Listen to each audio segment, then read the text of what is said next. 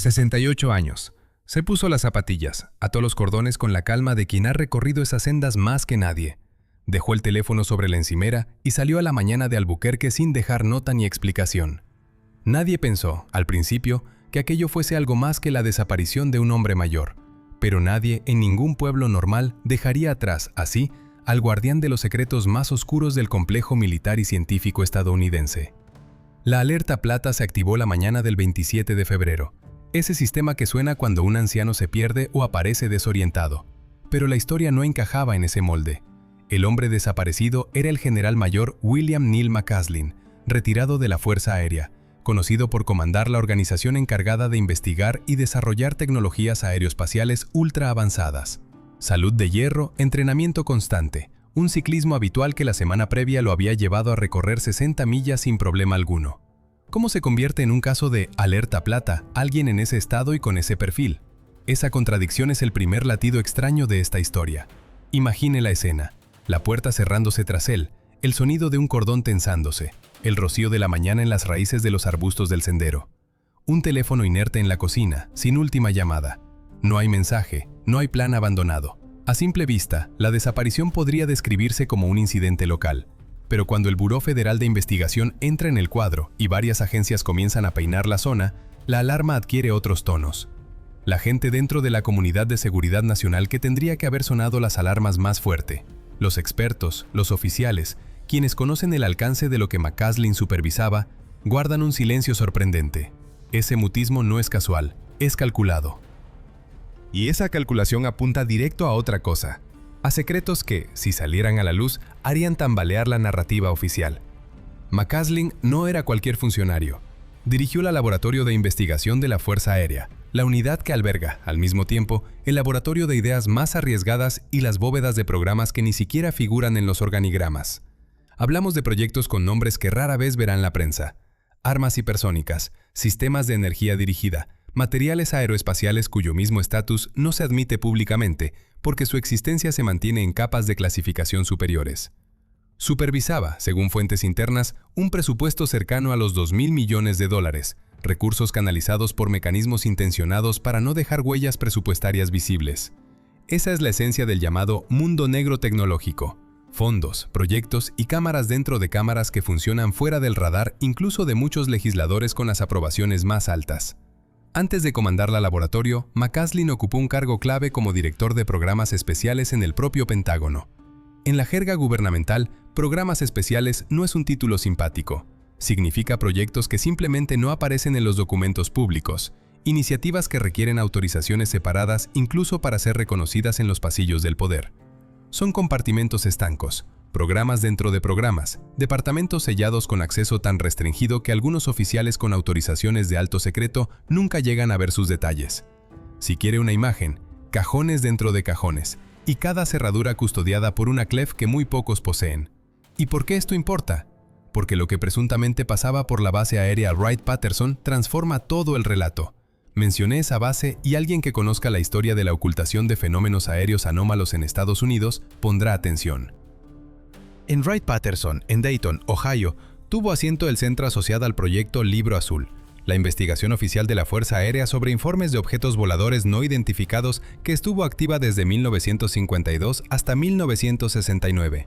Sus archivos contienen miles de casos, reportes de pilotos, lecturas de radar, huellas físicas en supuestos lugares de aterrizaje.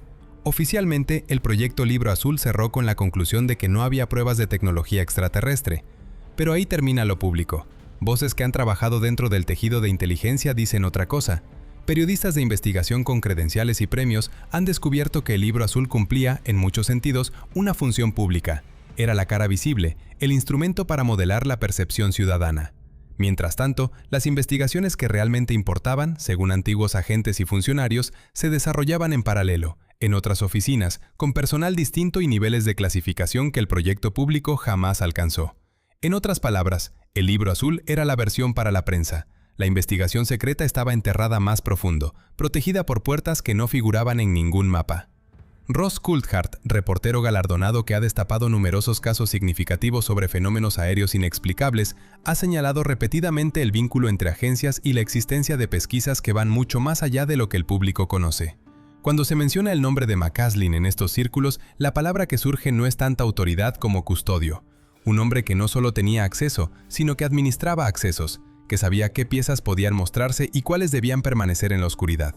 No es lo mismo que alguien tenga un pasaporte para ver documentos que sea el guardián de la biblioteca entera.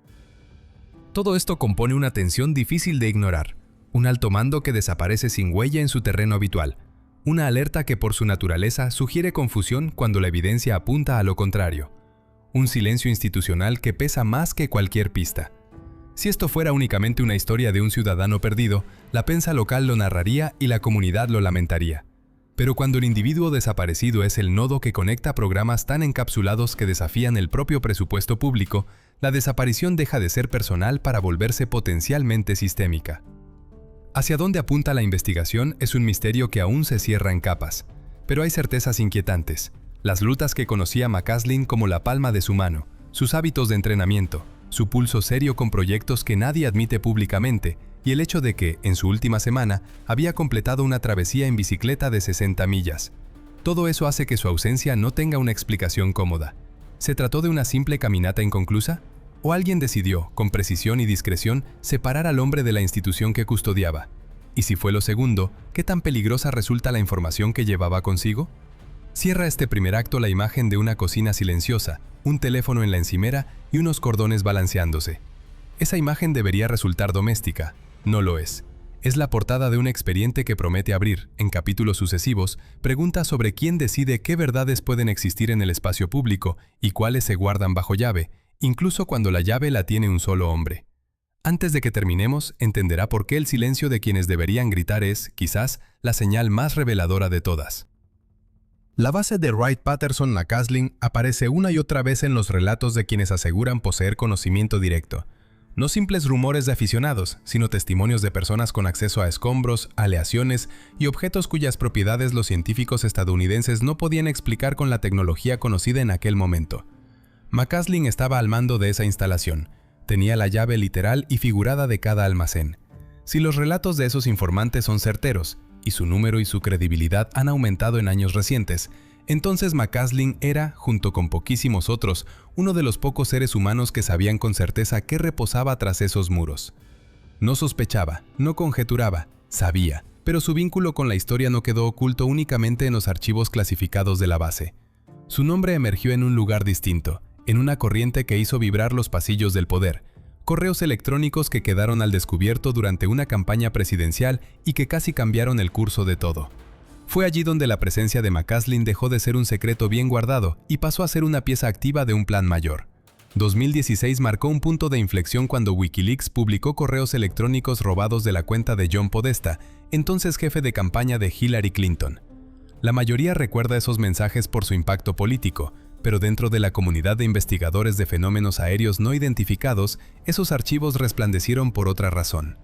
Entre los intercambios había conversaciones entre Podesta y altos mandos militares, según varios analistas minuciosos, entre ellos un general identificado como McCaslin y al menos otro mando elevado de la Fuerza Aérea, que trataban no de anécdotas o especulaciones, sino de un plan organizado para llevar a cabo una divulgación formal durante un hipotético mandato de Clinton. No eran simples charlas de café sobre curiosidades. Eran discusiones orquestadas sobre cómo gestionar, articular y ejecutar un proceso oficial de desclasificación. Cómo convertir materiales recuperados en evidencia pública, cómo preparar laboratorios, cómo diseñar discursos, cómo pasar de casi 8 décadas de negación institucional a un acto de reconocimiento con forma y protocolo.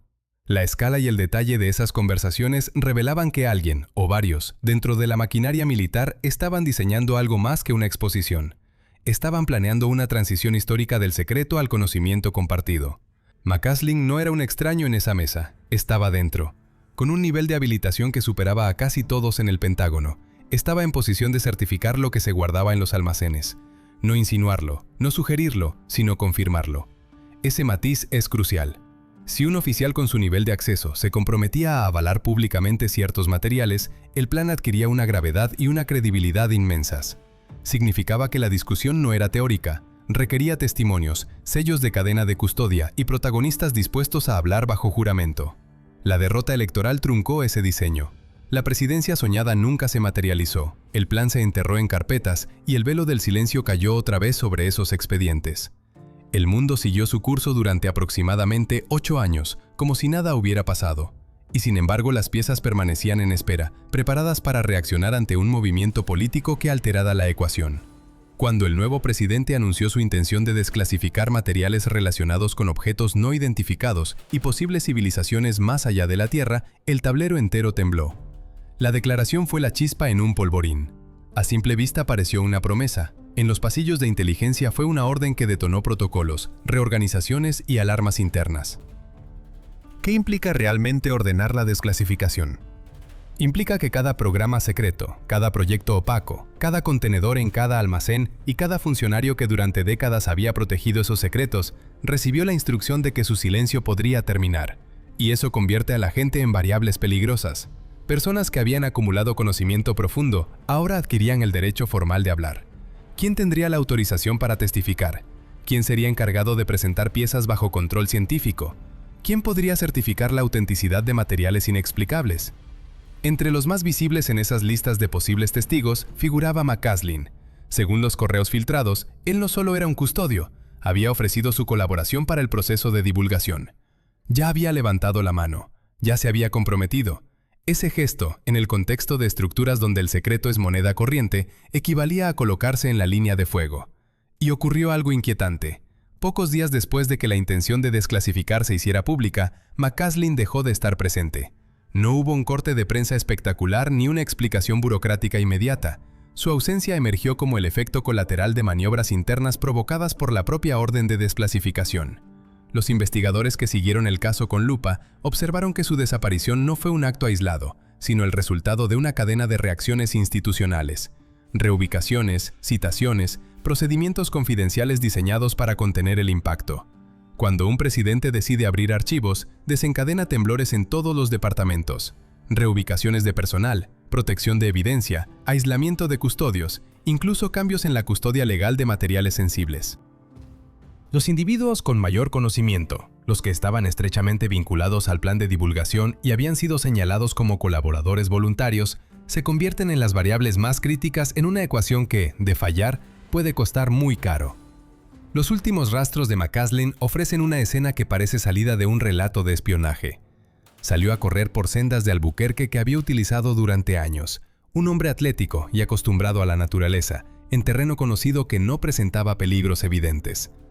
No se reportó un rumbo claro, ni se dieron a conocer de inmediato detalles sobre su vestimenta. Y quizá lo más desconcertante, dejó su teléfono móvil en casa. Entró en una dependencia el 27 de febrero y no volvió a salir.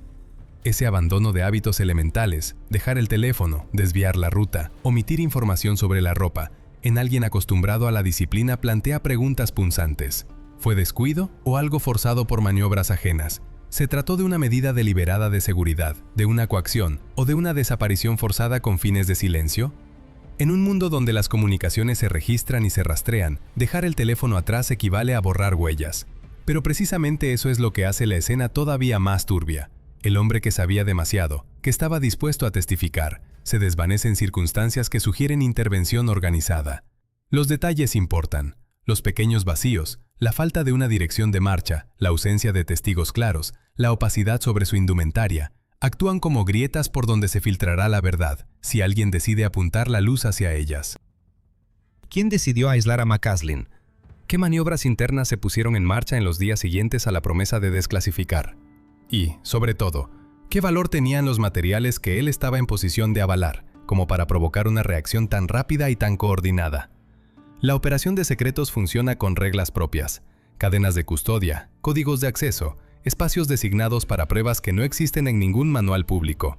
Cuando esas reglas se ven amenazadas por la posibilidad de una apertura oficial, la respuesta institucional puede llegar a ser drástica y casi quirúrgica.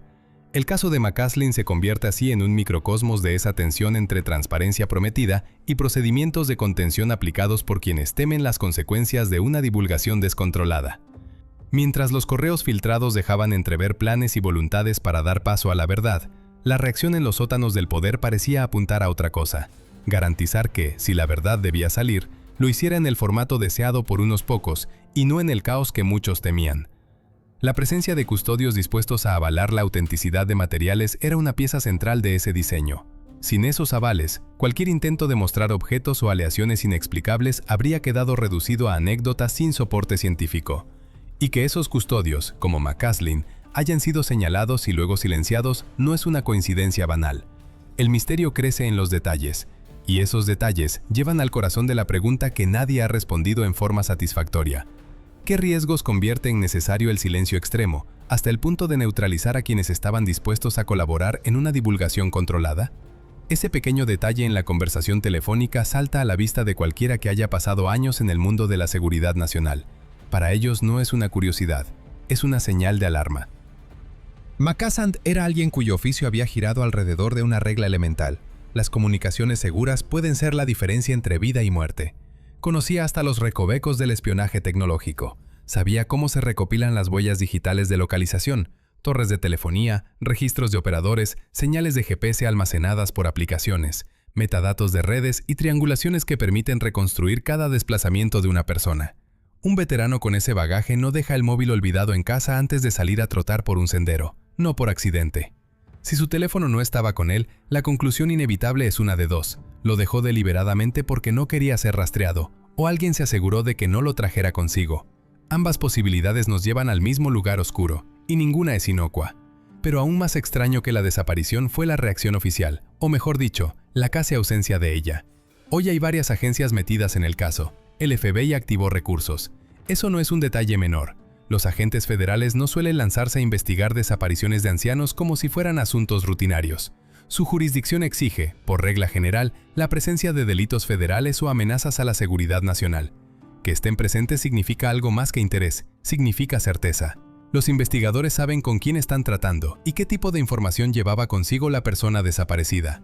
Y sin embargo, la respuesta pública fue sorprendentemente contenida.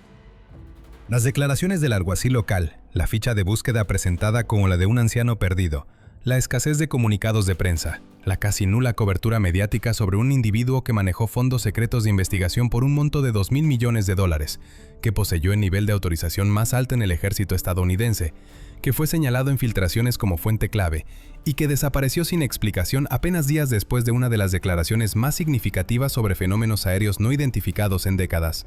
Todo esto conforma un silencio casi absoluto que tapa muchas preguntas. Ross Coulthard calificó la situación como una crisis grave de seguridad nacional.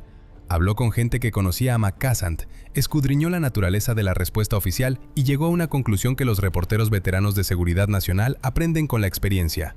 La combinación de una reacción pública contenida junto a una intervención federal intensa a puertas cerradas no es casualidad. Alguien está gestionando la narrativa. Alguien decide con cuidado qué se comunica y qué se oculta. La pregunta es crucial. ¿A quién protege esa disciplina informativa?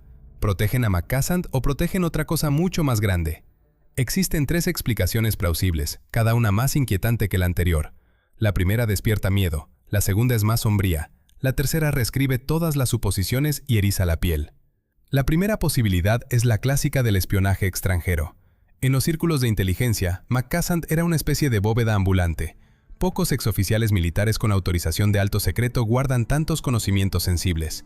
China y Rusia han demostrado reiteradamente su disposición a orquestar operaciones complejas para captar información y agentes, perseguir discretamente a exfuncionarios, reclutarlos o arrancarles datos por medios coercitivos. Un director de laboratorio de investigación de la Fuerza Aérea, con programas especiales en el Pentágono a su cargo, custodia datos sobre sistemas de armas, materiales aeroespaciales, arquitecturas tecnológicas clasificadas y redes de programas que a un servicio extranjero le costarían años y recursos inmensos obtener por vías normales.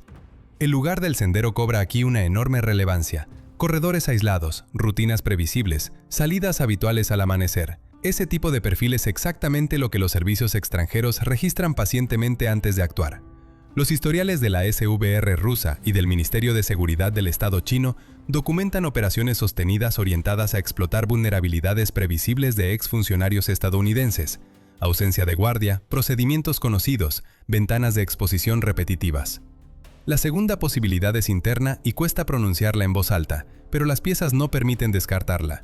Dentro del establishment de seguridad nacional estadounidense existen círculos poderosos, con intereses profundamente enraizados, que podrían haber considerado a McCassant una amenaza desde el momento en que ciertos asuntos salieron a la luz. No porque él hubiera levantado la voz en público, no hubo tal exhibición, sino porque las filtraciones de correos electrónicos ya lo mencionaban como alguien vinculado al proceso de divulgación, porque él había mostrado disposición a cooperar, a participar en testimonios que, de hacerse públicos, tendrían consecuencias sísmicas. Era conocido, estaba implicado, poseía secretos cuya revelación no sería simplemente embarazosa. Para algunos actores podría constituir un delito, una exposición que desmantelaría líneas de financiamiento secreto que han operado, en algunos casos, por décadas fuera del escrutinio público y posiblemente sin la aprobación plena del Congreso. 8 décadas de programas secretos, de fondos ocultos y operaciones discretas generan intereses y defensas institucionales que no se retiran fácilmente. Para ciertos sectores, la salida a la luz de lo que Macassan sabía sería devastadora. ¿Hasta dónde llegarían para evitarlo? Esa pregunta abre una caja de herramientas que incluye la intimidación, la disuasión legal y, en el peor de los escenarios, acciones silenciosas y calculadas. La tercera hipótesis trastoca todo lo anterior y obliga a reconsiderar la figura del desaparecido. ¿Y si Macassan no fue capturado sino que huyó porque previó que algo así iba a ocurrir? Su entrenamiento militar incluía técnicas de supervivencia, evasión y resistencia. Las siglas SERE no son ajenas a su generación. Habilidades diseñadas para enseñar a sobrevivir en territorio hostil, eludir perseguidores, borrar rastros digitales y operar fuera del radar de los servicios convencionales. No hablamos de trucos de película, sino de procedimientos prácticos. Apagar y dejar el dispositivo en casa como un señuelo obligado. Moverse por rutas que confunden los algoritmos de geolocalización.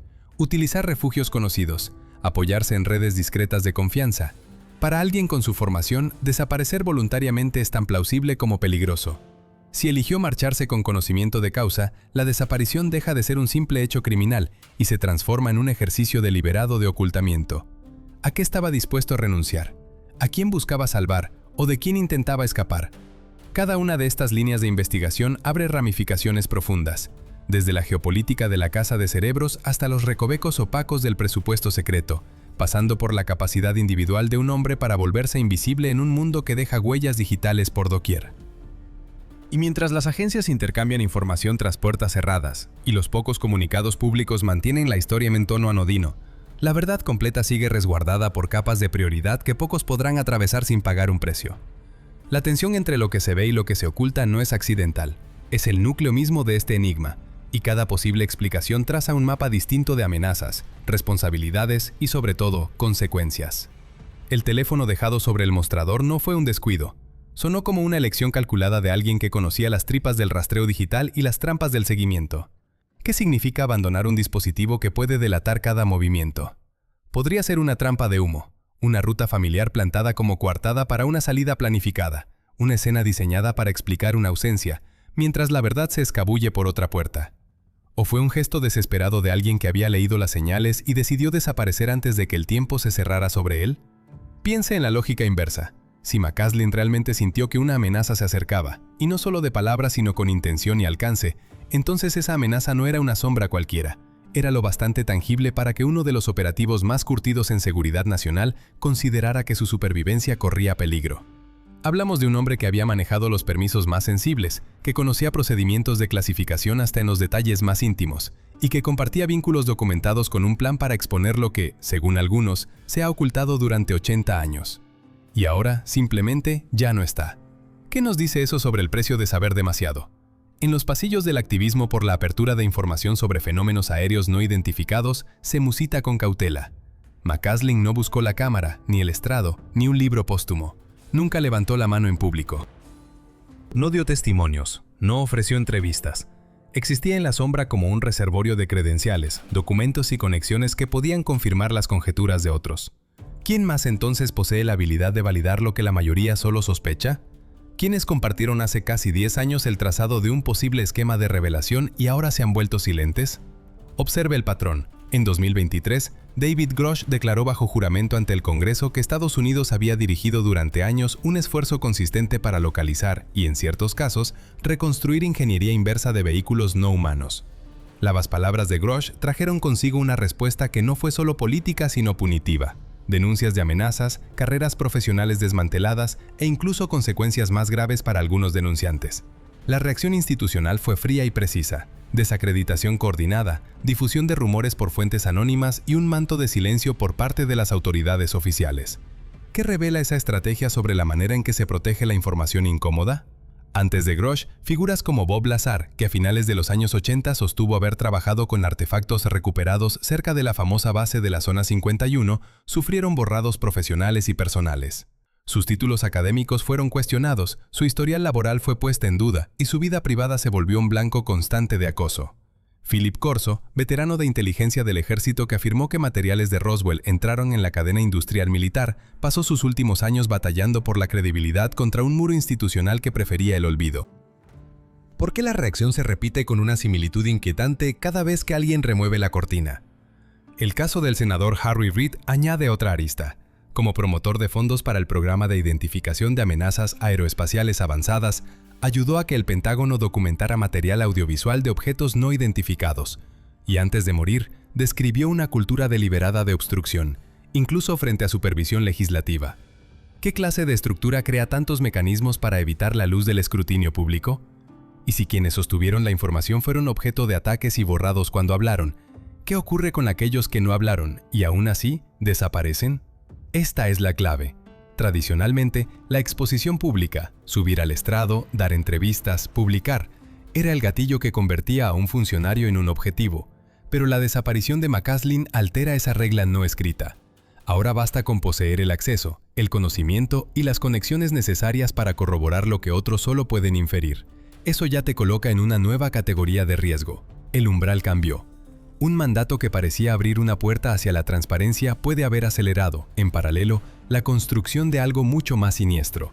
Una arquitectura del silencio diseñada para gestionar qué se sabe y quién sobrevive sabiendo ello.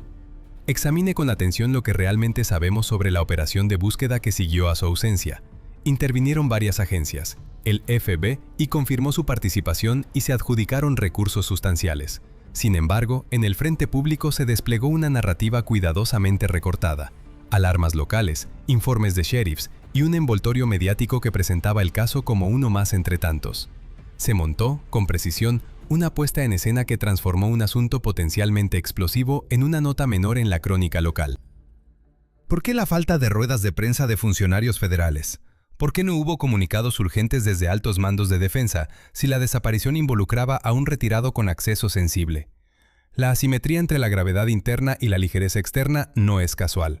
Lo que debería haber sido un titular de primera plana quedó relegado a publicaciones especializadas en OAP y a periodistas independientes que desgastan sus recursos para seguir pistas incómodas.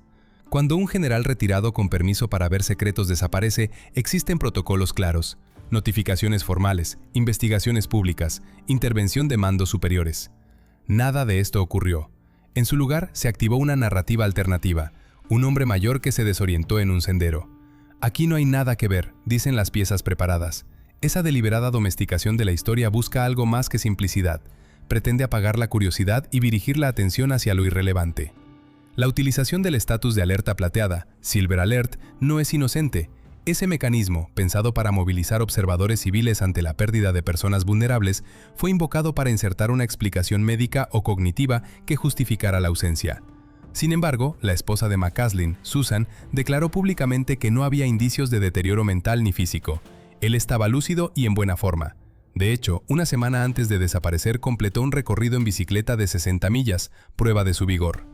¿Qué logra entonces etiquetar el caso como una alerta de tipo médico, sino desviar la atención del elemento que más importa, su acceso y su conocimiento?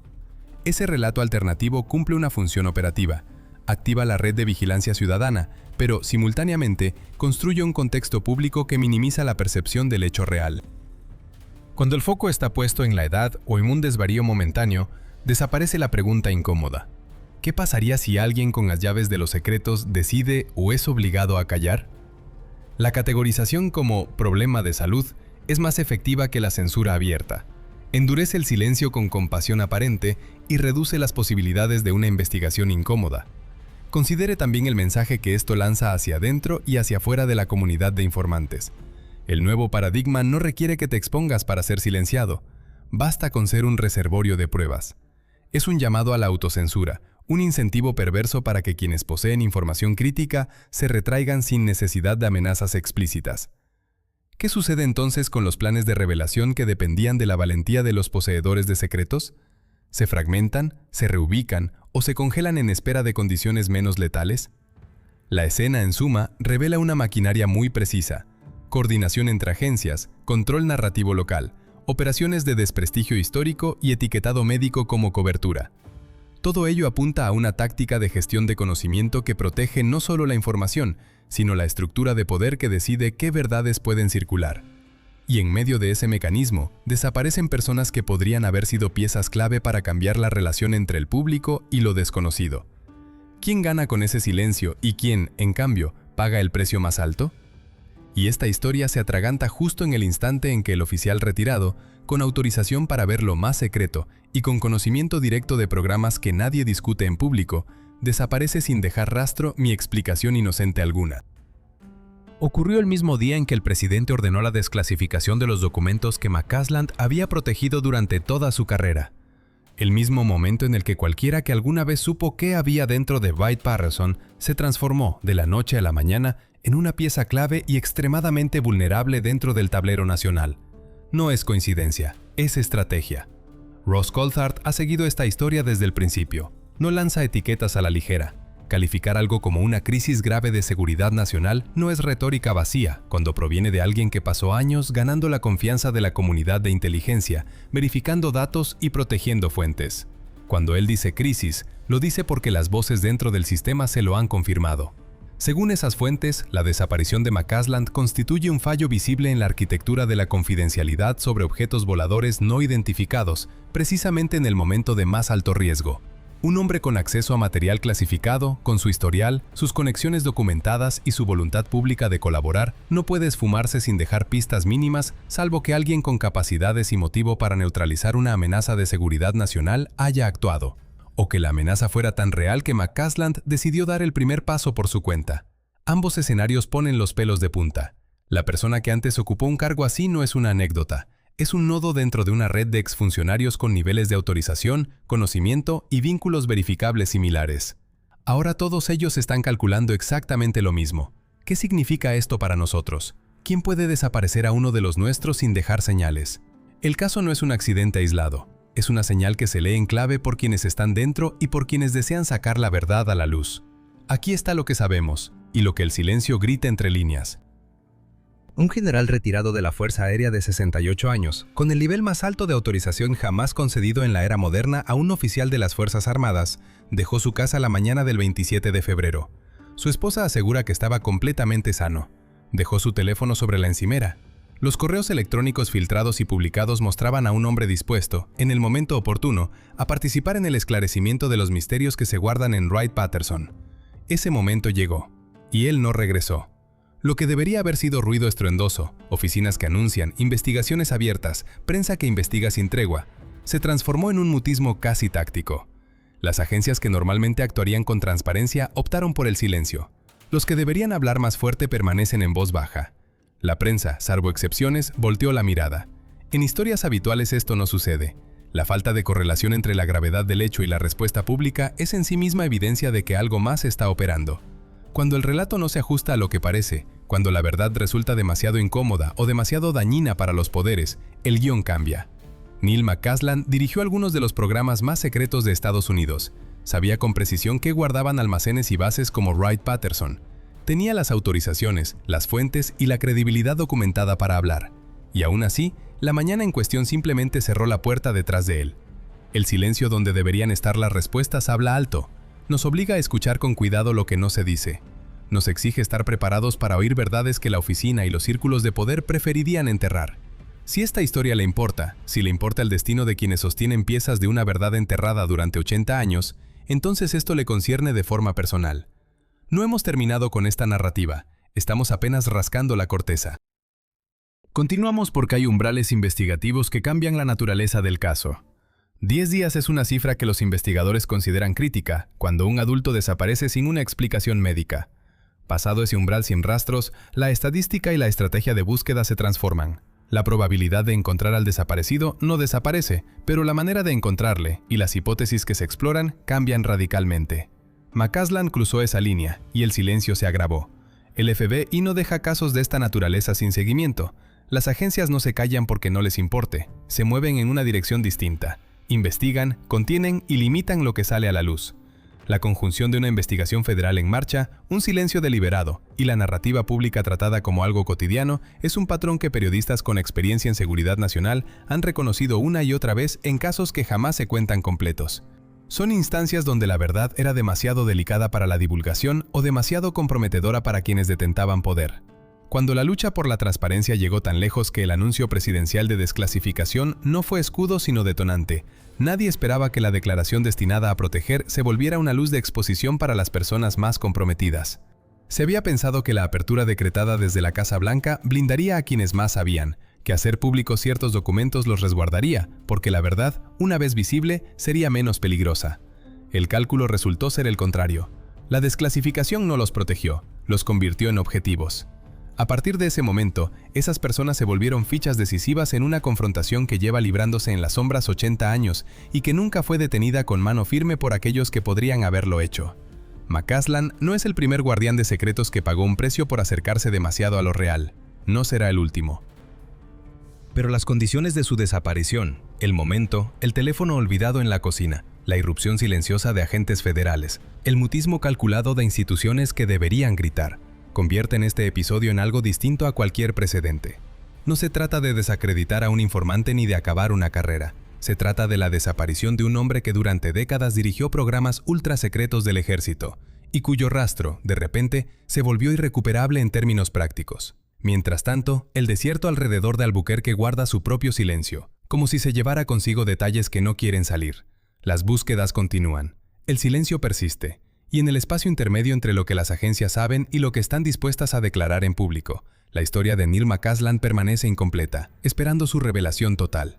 Cuando ese desenlace ocurra, si alguna vez ocurre, nos contará más sobre el estado real del secreto relacionado con lo desconocido que 80 años de audiencias fragmentadas, negaciones oficiales y confesiones deliberadamente parciales. Porque la forma en que se protege, oculta o suprime una verdad dice tanto sobre la verdad misma como la verdad en sí. Estamos observando, no vamos a abandonar esta historia, no deberíamos hacerlo. Quedarse quieto ahora sería permitir que se reescriban las reglas de lo que el público merece saber. Y cuando la pieza que falta finalmente caiga en su lugar, cuando se levante la última tapa y sepamos qué fue lo que realmente guardaron durante tanto tiempo, entenderemos, de golpe, por qué un hombre dejó su teléfono en la encimera y nunca volvió. Hasta entonces, el silencio no es ausencia de información, es una conversación que estamos llamados a escuchar con más atención que nunca.